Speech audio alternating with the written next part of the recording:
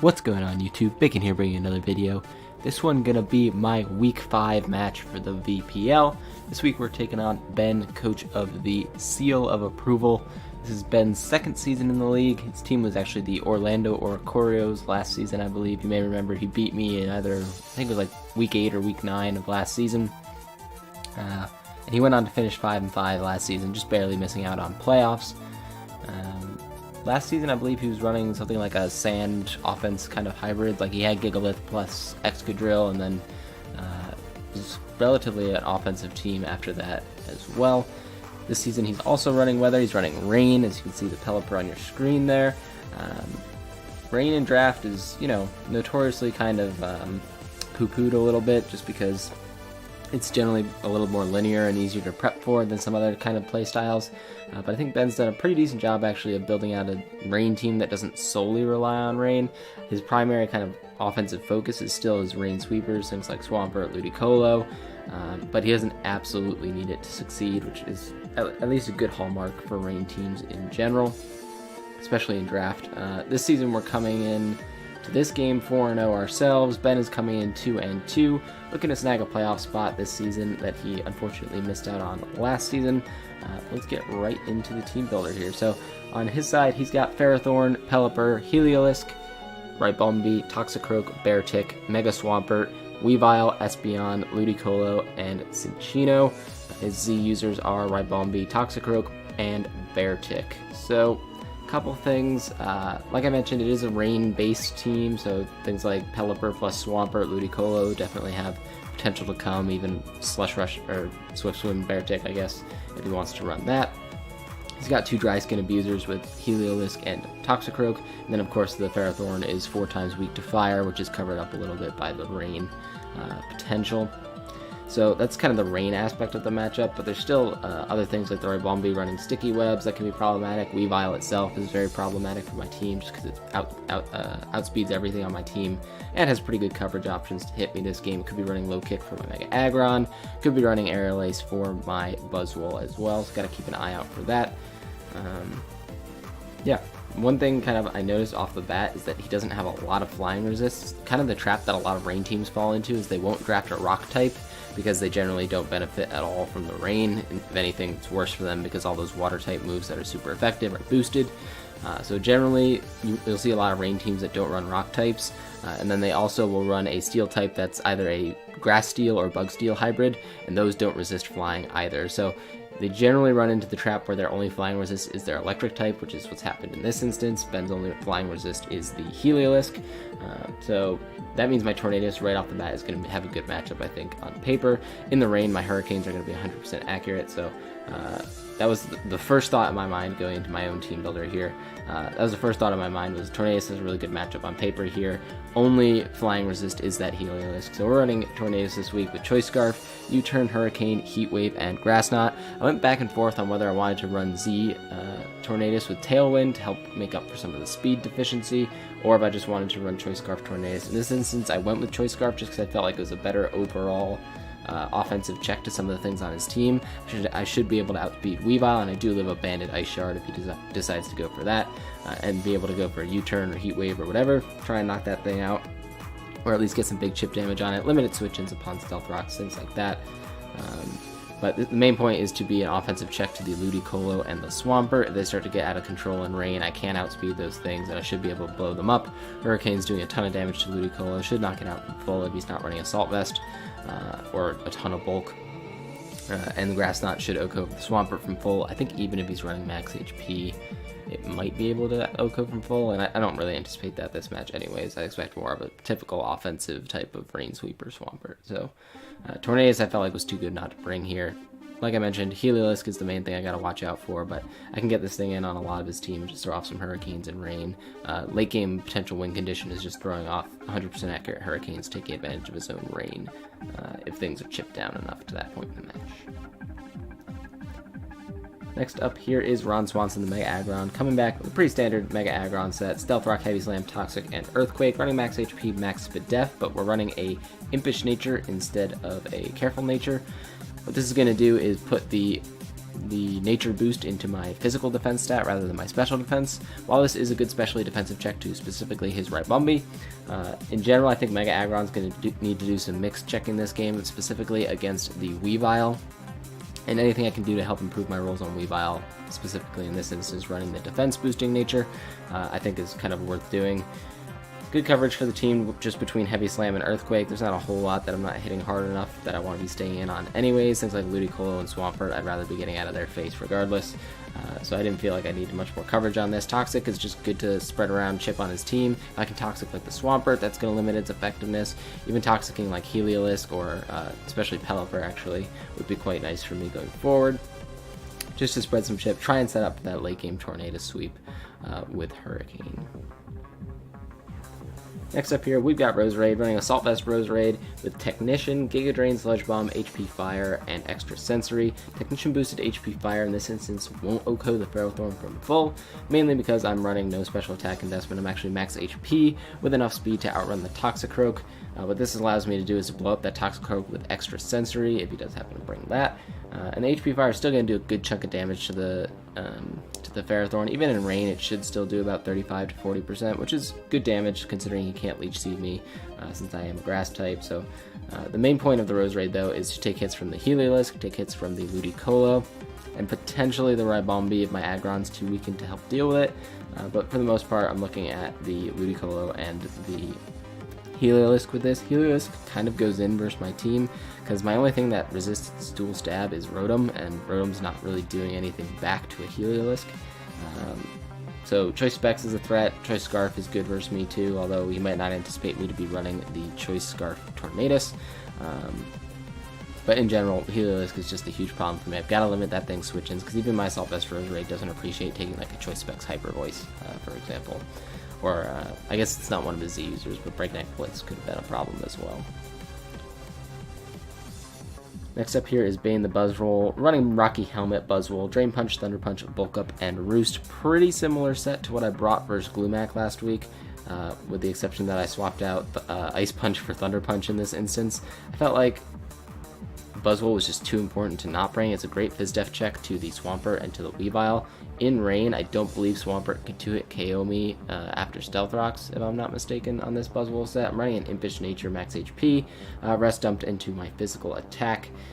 Basically, the idea behind the thing is to come in, get some chip off on things like Weavile, things like Swampert over the course of the match, roost up, and just keep my Buzzwole healthy enough that I'm not going to get run over by those things. He could, like I mentioned, be carrying Aerolace on his Weavile. That's something I may have to scout for during this match by maybe swapping out into my Mega Aggron on the following turn, but if I can get a bulk up off, he actually doesn't have very good switch-ins to me.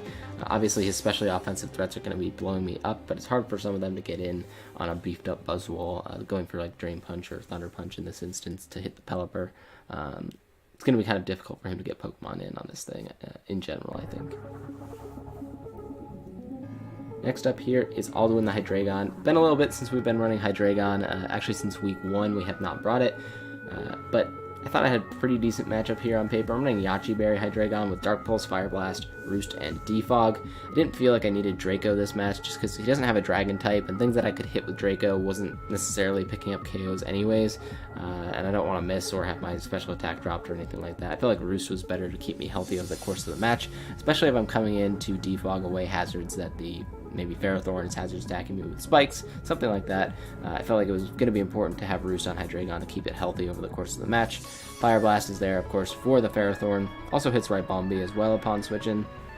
In rain, it's not doing a ton, but Ferrothorn, it should still do around 45% in rain if he's running max Spit Def, like I think he might be. And Dark Pulse is just good to get chip on the remainder of his team. Last up here, we've got Bees Up the Victini. This was kind of a late ad on my part, but I think it fit the team pretty well. We're running Cobra Berry Victini with Blue Flare, Thunderbolt, Grass Knot, and Sunny Day. Obviously, Thunderbolt threatens out the Pelipper and could potentially remove his Rain if he lets that thing take a Thunderbolt from me. Although he should definitely scout for an electric type move on my Victini. Sunny Day, of course, resets the Rain to Sun, which should really punish a lot of his potential switch-ins to Victini. With Rain up, he might be inclined to go something like Swampert, fearing an electric type move, but if I go for Sunny Day as that thing switches in, I'll be faster, and I should be able to blow that thing up with a Grass Knot. And Thunderbolt, like I mentioned, hits the Pelipper really hard, and then Blue Flare is just kind of good coverage for the rest of his team. Hits the Ferrothorn hard, Weavile, Heliolisk. It's got 2 Dry Skin users that Blue Flare should blow up as well, with the Heliolisk and the Toxicroak. And in Sun, I'm not super worried about the Ludicolo. I should just go for Blue Flare and 2-hit KO that thing. So Victini, I think, made a lot of sense this matchup. I wasn't sure if I wanted to run like a physical set or a special set, but in the end, since I decided I wanted to run Grass Knot, I felt like it made more sense to run a special set. Alright, with that out of the way, let's get into the match here. As you can see, he brought the Mega Swampert, Heliolisk, Weavile, Ferrothorn, Ribombee, and Pelipper, so not too different from what I was expecting. I thought maybe the Toxicroak would show up here. I think a Nasty Plot variant could have been a little bit scary versus me, although of course he has the issue with Victini, and then on the other side he could have run a Swords Dance set, but then he has some issues with like my Buzzwole, for example. So it was kind of a tough bring on his part, I guess, to bring the Toxicroak, but otherwise it's pretty much what I expected. The Weavile and Heliolisk are the big offensive threats I'm concerned about this match. With Rain up, it might be a little bit hard for me to chip down that Ferrothorn, but if I can keep it in range of some of my Pokemon like Victini and Hydreigon, I should be okay going forward. Definitely removing that thing is going to be nice for my Tornadus, so I don't ever have to click Heat Wave this match is kind of the hope. Especially if Rain's up, that's just not a good look for me. But anyways, looking at his team, I've got a couple potential lead options here. I could lead with my Tornadus because it should be the fastest thing on the field. I don't think he'd run Choice Scarf Weavile versus me. But in the end, what I decided to do here is lead with my Victini. Victini has kind of the best overall matchup on his team. If he leads with Weavile, one, he may try to Pursuit Trap me, which is not going to do very much through my Culver Berry as I go for Blue Flare, or even if he knockoffs me, if he's a Choice Band knockoff, that should really only do about 60% to my Victini, and I can blow that thing away with a Blue Flare. So I feel like Victini overall just has kind of the best matchup. Worst case scenario, he'd probably like lead Heliolisk and Bolt Switch out. But even in that case, I'm getting some Blue Flare damage off on something, able to scout out his sets a little bit and just kind of figure out what he wants to do versus me. And of course the Pelipper, I can just reset the Rain on turn 1. So that's what I'm going to do here. I'm going to lead with the Victini as he leads with the Pelipper. So pretty good lead for me on my end. I don't think he'd be running Choice Scarf Pelipper here. I'm expecting just kind of a Damp Rock defensive type variant to keep it alive for the Swampert, and to some extent for the Heliolisk and Ferrothorn as well. So what I'm going to do here is just throw off a Sunny Day. He doesn't owe him Choice Scarf for myself or anything like that, so even if he is Choice Scarf, he shouldn't risk me going for a Bolt Strike here and removing his Pelipper. But getting the Sunny Day up is good for me as he goes out into Swampert. Obviously, he has to scout for Grass Knot here, but I've really got no reason to over-predict and click anything else. If it goes back into Pelipper, so be it. I'm just going to go for the Grass Knot here as he goes into the Pelipper. So, not a great start for us, but, you know, not bad either. Like, we're back in the same spot we were turn 1 with the exception of a tiny bit of chip damage off of the Pelipper. Because I don't see leftovers, I'm thinking that it is a Damp Rock variant. So here on turn 2, or I guess turn 3 now, I've got a decision to make. The question is whether he'd risk his Pelipper here just to get some chip damage off of my Victini, predicting me to go for Sunny Day. He might stay in and be inclined to Scald, or maybe at least go for a U-turn and try and get out his Weavile or something like that.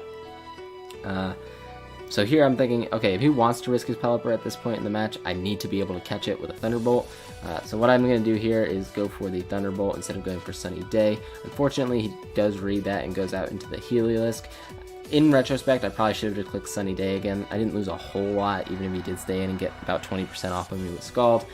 Sunny Day was definitely my better play there, but unfortunately I make a little bit of a misplay. Go for the Thunderbolt as the Heliolisk comes out, and now it's kind of difficult for me to find switch-ins. I have to go out into my Roserade here. He's going to be able to take on this thing the best out of anything on my team, as he just drops a Thunder on me, and that is Choice Specs damage. Unfortunately, he gets the Paralysis on me, which means my Roserade is going to be slower than his Pelipper and his Swampert outside of Rain. But what are you going to do? Just got to throw off a Giga Drain here. Unfortunately, I'm not Natural Cure. But I gotta keep this thing healthy as possible just to be able to take hits from this Heliolisk later in the match. Giga Drain is doing a pretty sizable chunk to this Pelipper, so I think based on that damage he was physically defensive. And what I'm gonna do here is deny him a Roost by going for a Giga Drain here. If he goes for Roost, obviously be slower and it'll be super effective. He does go for the roost, so I make that prediction correctly, but unfortunately I get fully parried here. So I knew I was going to get fully parried eventually, but that turn in particular was just a really bad time for it to happen. So unfortunately now I have to switch out with my Roserade as he gets a free Hurricane off here on whatever's coming in. I like to go out into my Tornadus just in case. I should be able to take plenty of hits from this Pelipper. As you see, that Hurricane's not too KOing me, but it also allows me to potentially threaten him with my own Hurricanes. What I decided to do instead is go for U-turn, not wanting to let that Heliolisk come back out as he decides to stay in with his Pelipper, which is still fine with me because he's wasting off rain turns and not doing a whole lot to my team. And here I'm predicting him to go for Scald, not wanting to let my Aggron come in and get Mega for free. And I do make that prediction correctly as I get out my Hydreigon, but he unfortunately burns my Hydreigon. So that's going to limit my longevity a little bit this match, because obviously the chip damage on burn without me having leftovers is going to start to rack up. But at the very least here, I can just go for a Dark Pulse with my Hydreigon. This is one of two things. Either gets me some good chip on the Pelipper, or it'll break a potential Focus Sash on the Ribombee coming out, and it still does actually pretty decent damage to that thing. So at the very least, if this is Focus Sash Ribombee, the Focus Sash is broken, which is great for my Aggron. But obviously I have to switch out here on my Hydreigon since I'm not Choice Scarf or anything like that. And even if I was, I'd be locked in a Dark Pulse. So going on to my Hydreigon here, just predicting him to go for a Moonblast as he shows the Sticky Webs. Let me pause it here really quick. Sticky Webs versus my team this time around is not great, but it's also not bad. Like, Tornadus obviously ignores the Sticky Webs, and that's my main kind of speed control in this match. So I'm not super concerned about the Sticky Webs in general. I'd rather get up rocks myself in the first place, so I'm not too concerned. Obviously, it's a little bit problematic for my Victini. Outside of rain, I won't be able to outspeed the Swampert with these Sticky Webs up, which is kind of notable. And I may not outspeed the Pelipper depending on how much speed he's running. I don't think he's really running any at this point in the match, but you can never be too sure. And Buzzwole as well is now going to be slower than the Pelipper and the Swampert for that matter outside of rain. Probably would have been slower than the Swampert anyway since I'm not running any speed investment, but the Pelipper is pretty notable because now I can't just go for Thunder Punch on that thing as he'd obviously threaten me out with a Hurricane. So regardless, Sticky Webs, good and bad here for him. Not the worst thing for me. I'd rather get up Stealth Rocks and start pressuring his Weavile upon switch in, pressuring his Pelipper upon switch in. Even getting chip damage off on Heliolisk is going to be important for my Tornadus in the late game. So that's exactly what I'm going to do here with my Aggron. I'm just going to Mega Evolve and throw off a Stealth Rocks as his Swampert comes out. I've got a great switch into this Swampert. Rain's not even up, so I can go hard Buzzwole here and just not care. If he switches out into anything else, he's coming in on Stealth Rocks himself, so it's not a hugely winning battle for him, especially like if he goes out into Ribombee, I still have my Aggron. So Buzzwole's a pretty safe play here as the Swampert comes out and goes for a Stealth Rock. So like I mentioned, Stealth Rocks are really important to be on his side of the field. They're not super awful on my side of the field, so I don't mind just staying in here with the Buzzwole, letting him get up Stealth Rocks, and actually going for a Thunder Punch this turn. So the reason I went for Thunder Punch this turn, even though the Swampert was in on me, is because he's really only got two viable switch-ins, being the Ribombee and the Pelipper for fighting type moves. Heliolisk is getting blown up, Ferrothorn is still taking a good chunk of damage from a Drain Punch, and Weavile is getting blown up. So he either stays in here and attacks me, which as you can see isn't doing very much to me, or he's going out into one of those two Mons, and Thunder Punch would have KO'd either of them upon switch-in. So I felt like it was worth making the prediction there. Don't lose a whole lot out of it that he ended up going for the Waterfall. As you can see, he took some chip damage himself on his Swampert, which is good to potentially put it in range of Hurricane instead of Grass Knot later in the game. I think Hurricane does something like 50% to uninvested Swampert, so any chip damage is good chip damage on the Swampert here, but Buzzwole still in a pretty good position. Here I'm going to make no prediction this time and just go for Drain Punch. I don't want to get too whittled down by the Swampert.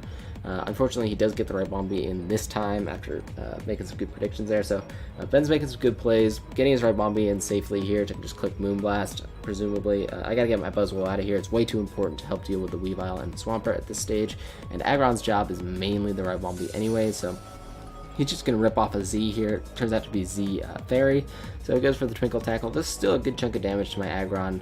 I am Spidef invested, but not Spidef Nature, so I would have taken a little bit less if I had the Spidef Nature, but still taking not a whole lot from this thing, and I can just throw off Heavy Slam. He's got no reason to save the Ribombee since it dies to Stealth Rocks, and I don't think he wanted to defog himself since he's already worked to get up his own Stealth Rocks and Sticky Webs. So throwing off Heavy Slam here, being able to KO the Ribombee, very nice for me. I don't really need my Aggron anymore at this point in the match. could do something, like it can live a hit from the Weavile, but it's not super important that it do so because I do have the Buzzwole, I have Scarf Tornadus, and the potential lure on the Victini. So he goes for the Pelipper here, gets the Skull Burn, doesn't matter. I wasn't going for an attack here anyways. If I was going for Thunder Punch or something, I might have been a little bit heated, but I was just going for Toxic here. Getting a Toxic on the Pelipper is really going to limit its switch-ins going forward, especially because Stealth Rocks are up. All that chip damage is really going to rack up on this Pelipper and kind of deny him rain later in the game. So getting some Toxic chip off on the Pelipper as I go down to a Hurricane here. He's actually below 50% now, so that means he's going to be at 25 upon switch-in, and if he doesn't roost, it would be his last switch-in on rocks for his Pelipper. So definitely worth the trade there for the Aggron, in my opinion. Here the Hydreigon's coming out. He's obviously got a Fear of Dark Pulse. He doesn't have great switch-ins for Dark Pulse, but I'd rather Roost here. What Roost is going to allow me to do is potentially come in again later in the game on the Pelipper, as I kind of did earlier in the match. And it could also mean that I'll take a hit from the Weavile or the Swampert, especially outside of rain, and be able to throw off Fire Blast and hit the Weavile, or just throw off a Dark Pulse to get some chip on the Swampert. So Ferrothorn comes out here, and Fire Blast won't 2-hit KO him from this range if he's Spadef and running Leftovers. So what I decided to do is fish for a Dark Pulse Flinch, which, because I am a god, I do get. Dark Pulse Flinches are kind of my specialty at this point. Just ask Finn. So we get that Dark Pulse Flinch off on the Ferrothorn. Very, very nice for me. And now I'm going to be able to 2-hit KO this Ferrothorn with Fire Blast as he goes for a Leech Seed this turn. You can see that Fire Blast, even in rain, still doing a healthy chunk of damage to this Ferrothorn, and we're wasting off rain turns simultaneously, all of which is good for me. So, here he goes for the Leech Seed. I'm pretty sure he's going to go for Protect this turn, so I make a little bit of a misplay here and go for Roost. In reality, even if he did Protect and I went for a Roost here, I really wouldn't have gained a whole lot out of the turn. I should have just Fire Blasted again, but unfortunately he's just going to go for the Gyro Ball. Turns out he did not have Protect on his Ferrothorn. I think it was like Spike's Leech Seed, Gyro, maybe Power Whip. So unfortunately he did not go for the Protect there, and now I have to land this Fire Blast and hope basically that he doesn't switch out this Ferrothorn. Otherwise it could be minorly annoying later in the match. Thankfully we do connect the Fire Blast and we do KO the Ferrothorn. So good job from Hydreigon there, removing that defensive threat. And now really all he's got left is offense plus a little bit of a Pelipper. And he's only got 2 turns of rain left in the current moment. So Hydreigon's out here. It could still potentially be useful against the Pelipper. I could potentially Roost on that thing later and then try and lure the Weavile with my Yachi Berry. So what I like to do here is go out into Roserade, hoping I could take a 2 Hyper Voices, 2 Choice Specs Hyper Voices. The roll is in my favor to live. I think the max roll was 43, so he gets 42 here, so now I basically have to risk this roll. I probably should have just sacked off Hydreigon there, but now I have to risk this roll and the fact that I'm not going to get fully paralyzed on my Roserade. Thankfully, I do break through here, get off a Giga Drain. I went for Giga Drain over Sludge Bomb there, just in case he wanted to try and save his Heliolisk from taking any chip. Not want to risk that roll, but basically it gets close to max roll and then closer to mid roll, so it averaged out to a mid roll overall. So I can't be like, I don't think it's too hacksy to say like I should have lived that Hyper Voice in the first place, because the first one did pretty high roll me. So here I'm going to go out into Victini. I guaranteed live a Specs Hyper Voice from this range. If he gives me Heliolisk, I could potentially win with my Tornadus, and if he swaps out, Blue Flare is just my best play in general here, because what it allows me to do is not KO this Pelipper upon switch-in, even after Toxic damage. So you see that Blue Flare is only doing 13%, and then he's taking another 6 from Toxic. So he will die to Toxic next turn, which means if he doesn't Roost here and I go for Sunny Day, his rain is done for this game, and his Swampert is not a threat. So I'm going to go for Sunny Day here as he just elects to throw off a Scald. Gets a little bit of chip damage off of my Victini, which unfortunately will put me in range of Choice Band knockoff from Weavile, even through my Colbur Berry. But the Pelipper is dead. He's got no rain left. Heliolisk, if it comes out, is going to be taking solar power damage, because the only way it's going to knock me out is either with a 50% accurate Thunder or a Choice Specs Hyper Voice. And any chip damage on that thing is good to help put it in range of my Tornadus' U-turn. So he kind of has to go out into Weavile here. And I'm expecting him to just click knockoff, and my Victini is not super useful with webs up here. So I'm just going to go for a Blue Flare, as thankfully he goes for Pursuit, potentially expecting me to save it, as he has Life Orb Weavile there. Potentially expecting me to save the Victini, but I didn't really have any reason to do that. Like I mentioned, webs are up, so I don't even outspeed the Swampert at this point. And I don't think I take a hit from Heliolisk after another Stealth Rock entry. So thankfully for me, he went for the Pursuit there instead of the knockoff. I think he was talking about really regretting that play after the game. Knockoff was definitely his better play, but it's easy to see why you'd want to say, oh, even if this thing stays in, Pursuit should KO, but not think about a Colbur Berry. on my Victini. So thankfully able to get rid of that huge threat as the Heliolisk comes out and just goes for Volt Switch. Volt Switch or Hyper Voice basically accomplish the same thing there. Either he's going to have to switch back in on Stealth Rocks, or he's going to stay in and take Solar Power damage or Dry Skin damage on his Heliolisk. And what that means I can do here is, as he Volt Switches, just go out into my Tornadus and click Grass Knot. Grass Knot will 2-hit KO the Heliolisk after Stealth Rock switch in, or if he leaves a Swampert in, it should die to a Grass Knot. Even I believe max HP invested Swampert will not be able to take this Grass Knot from 78%. So the Swampert goes down, unfortunately, because I am Choice Scarf on my Tornadus. Even though I know he's Choice Specs on his Heliolisk, I do have to switch out here because Grass Knot will not KO from the range he's at, and Sun is going to end this turn, so he's not going to take any Dry Skin damage. So what I have to do here is use my Hydreigon Sac. It's done its job this match. It's not doing anything else anyways. And basically just have to hope that my U-turn is going to put this Heliolisk out of its misery at this point. He does land the 50% accurate Thunder in the Sun, which is just pretty hyped to see. Anytime something like that lands, it's always pretty funny. But he's locked himself into Thunder here, which not only means that he needs to hit 2 Thunders to win the game, but also he should be in range of U-turn from my Tornadus, or certainly 2 U-turns. So my 100% win con here is to just go out into Tornadus, click U-turn, and knock out this Heliolisk as I do. Even if it didn't, I could just come back in and U-turned again after my Buzzwole was sacked off. So GG to Ben. Definitely brought, I think, the right team this matchup here. The Sunny Day on Victini was super valuable. Choice Scarf Tornadus, even though it didn't need to be Choice Scarf to do exactly what it did this match, I still think was worth the bring, because if Swampert happened to get out of control, if he brought Ludicolo, then I think its value would have shown a little bit more. Also, potentially getting U-turn chip off on a Weavile, for example, not expecting me to be Choice Scarf. U-turn, I think, still should have done over half to that thing. So I think overall it was a good bring with the Tornadus. It just didn't end up needing to be Choice Scarf. Ben brought a good team. He played really well, actually. Definitely can't take anything away from him this match. I feel like this was just a prep win on my end. Sunny Day was clutch on Victini. The Assault Vest Rose Raid, taking hits from Heliolisk, was super clutch as well. And then Buzzwole to kind of shut down the Mega Swampert. I think this was just a prep win on my end. Ben played well, taking nothing away from him. He still got a chance to make playoffs here. He's 2-3 now coming out of this week.